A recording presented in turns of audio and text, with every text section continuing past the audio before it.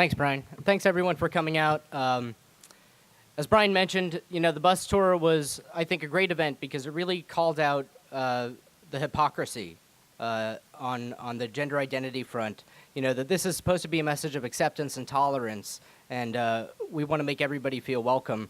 Our bus was anything but welcome in the cities that it went to. We targeted especially university towns. We went to Yale. We went to Harvard, places where free debate and the prizing of ideas and the exchange of ideas is supposed to be well respected. I had a debate with a professor from Harvard who came up to the bus and wanted to speak to us, and she said that the bus was an act of violence. I said, I think you're mistaken. The bus has suffered acts of violence because somebody took a hammer to it, but a bus is not an act of violence unless you're driving over somebody with it. But this is the perspective that we face in our culture. And, obviously our primary mission is to try to turn around the disastrous Obergefell decision and to reverse the course of marriage in this country and restore marriage as the union of one man and one woman into our law and into our culture. But if marriage is redefined, the union of one man and one woman, if man and woman means nothing in the law anymore and in our next generation, then that mission is going to be very difficult. After the bus tour, I got a call a couple of weeks ago from a distraught parent from Frederick County, Maryland, who was very concerned to have learned that the County Board of Education was considering a policy. The policy was called Creating Welcoming and Affirming Environments for Transgender and Gender Nonconforming Students. And this policy, which went on for several pages, had no deliberative process. The parents, taxpayers in Frederick County, Maryland, were not informed about the contents of this policy. Just to go through some of the things that it has enacted, because it was passed just this past Wednesday by the county school board unanimously. Students, regardless of their biological sex, based on their own gender identification, can have access to any private facilities such as shower rooms, locker rooms, bathrooms, and changing rooms without question. That's actually written into the policy, without question.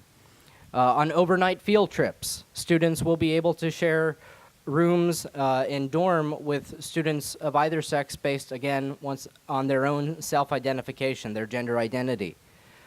School staff, this is probably the most harrowing line of the policy. Quote, school staff are authorized to work with families if the student explicitly wishes it. In other words, a student shows up at school, 5th grade maybe, and tells the teacher and the administration that they choose to identify as a member of the opposite sex. Unless the student explicitly asks for their parents to be notified about that, the school staff will begin treating them as a member of the opposite sex based on their own gender identification without any consent or information given to the parents. That's the policy that the Frederick County School Board in Maryland just passed into law, or county policy. In thinking about that, I was reminded of a great quotation from my favorite author, G.K. Chesterton, in a great book called What's Wrong with the World. He said, in the modern education system, the only people who seem to have nothing to do with the education of the students is the parents.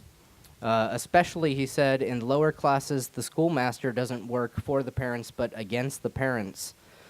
Modern education means handing down the customs of the minority and rooting out the customs of the majority.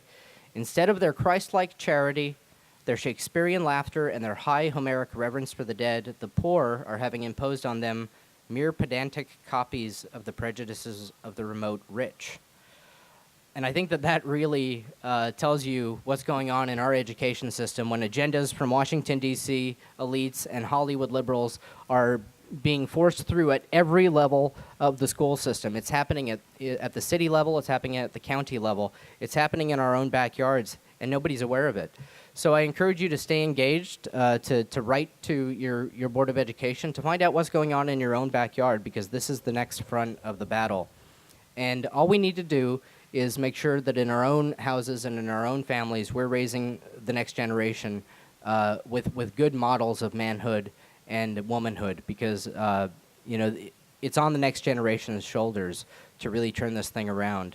Unfortunately, they've been let down in a lot of ways by their forebears, and I can attest to that myself. That I'm kind of on the cusp of what's called the millennial generation. We feel like we were handed a little bit of a bill of goods by the sexual revolution generation that came before us.